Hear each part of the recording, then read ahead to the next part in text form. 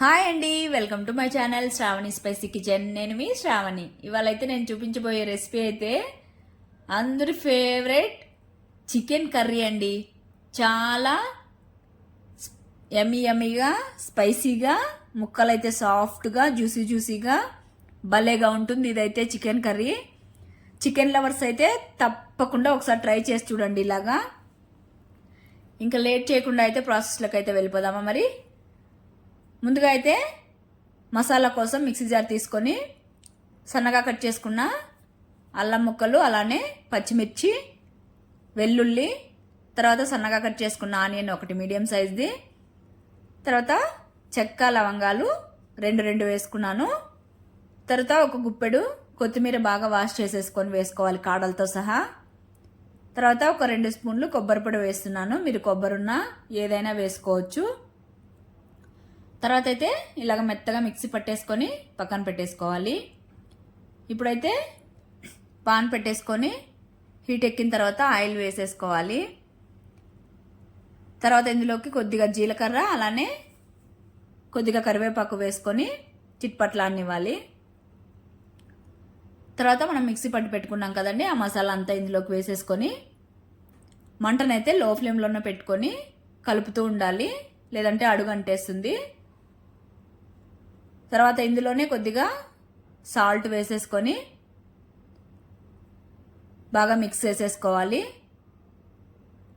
తర్వాత ఇక్కడైతే నేను చూపిస్తున్నాను కదండి, కారం, ధనియాల పొడి, పసుపు, అలానే గరం మసాలా వేసుకొని ఈ మసాలాలన్నీ మాడిపోకుండా కలుపుతూ నూనె పైకి తేలేంత వరకు బాగా ఫ్రై చేసేసుకోవాలి.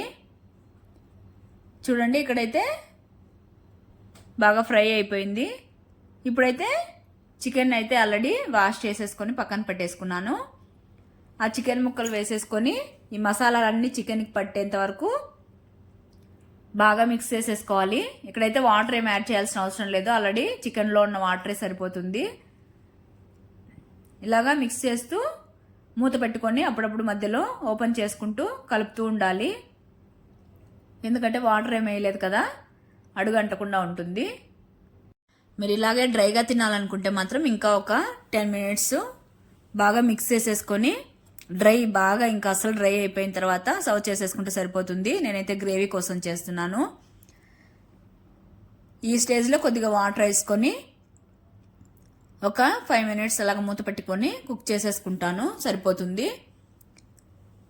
ఇదైతే ఎందులోకైనా చాలా బాగుంటుందండి. రైసు, రోటీ, చపాతీ, దోశ కానీ ఇడ్లీలో కూడా బాగుంటుంది చాలా. ఇడ్లీ, దోశకు ట్రై చేయని వాళ్ళు తప్పకుండా ట్రై చేయండి. టేస్ట్ అయితే భలేగా ఉంటుంది అసలు. ఇక్కడైతే కర్రీ కూడా రెడీ అయిపోయింది. చూడండి, థిక్నెస్ కూడా కన్సిస్టెన్సీ బాగా సరిపోతుంది. అంతే అండి, రెడీ అయిపోయింది. ఇంకా అయితే బగారా రైస్లో కానీ లేదా చపాతీ, వైట్ రైస్ కైనా వేడివేడిగా సర్వ్ చేసేసుకుంటే చాలా టేస్టీగా ఉంటుంది. ఇంకా మీరు లేట్ చేయకుండా మీరు కూడా ట్రై చేసేసి మీకు ఎలా వచ్చిందో కామెంట్ చేయడం మాత్రం అస్సలు మర్చిపోకండి. అలానే మన ఛానల్ అయితే సబ్స్క్రైబ్ చేసుకోవడం మాత్రం మర్చిపోకండి. Okay, bye, thank